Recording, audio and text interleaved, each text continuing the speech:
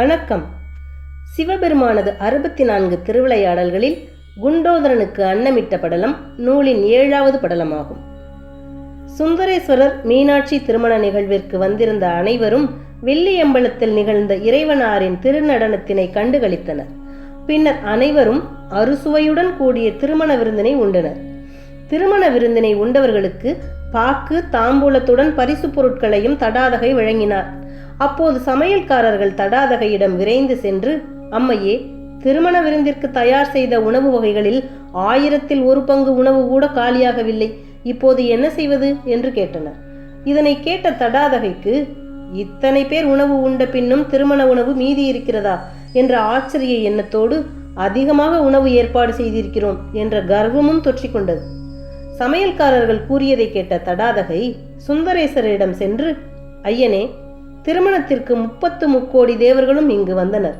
அவர்களுக்காக அறுசுவையுடன் கூடிய திருமண விருந்து தயார் செய்யப்பட்டது. அவ்வாறு தயார் செய்யப்பட்ட திருமண விருந்து உணவினை அனைவரும் சாப்பிட்ட பின்பும் 1000ல் 1 பங்கு உணவு கூட காலியாகவில்லை.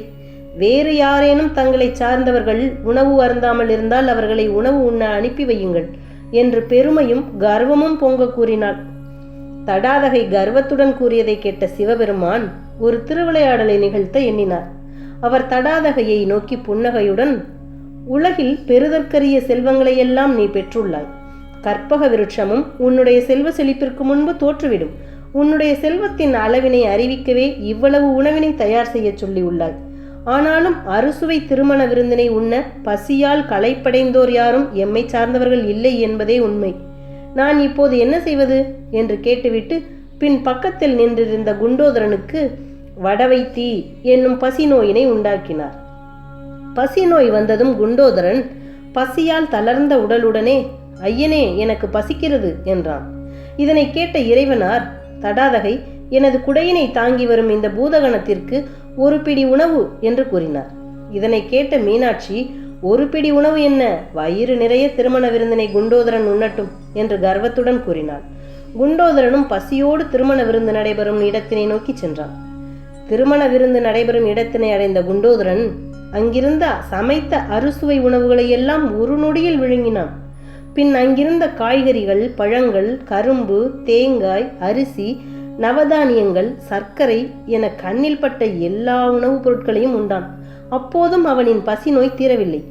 இவ்வளவு சாப்பிட்டும் குண்டோதரன் வயிறு ஒட்டி போயே இருந்தது. அவன் வயிற்றில் இருந்த அக்னி அனைத்து உணவையும் நொடிப்பொழுதில் பஸ்பமாக்கியது. இன்னும் ஏதாவது உண்ணத் தாருங்கள் என்று அங்கிருந்த சமையல்காரர்களிடம் கேட்டான். அதனை கேட்ட சமையல்காரர்கள் தடாதகையிடம் குண்டோதரன் உணவுகள் அனைத்தையும் விழுங்கியதையும் இன்னும் உண்ண உணவு வேண்டும் என்று கேட்டதையும் பற்றி கூறினர்.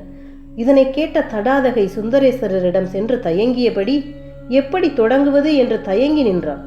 இறைவன் ஒன்றும் தெரியாதவர் போல் தடாதகையிடம், குண்டோதரன் சாப்பிட்டு முடித்து விட்டானா?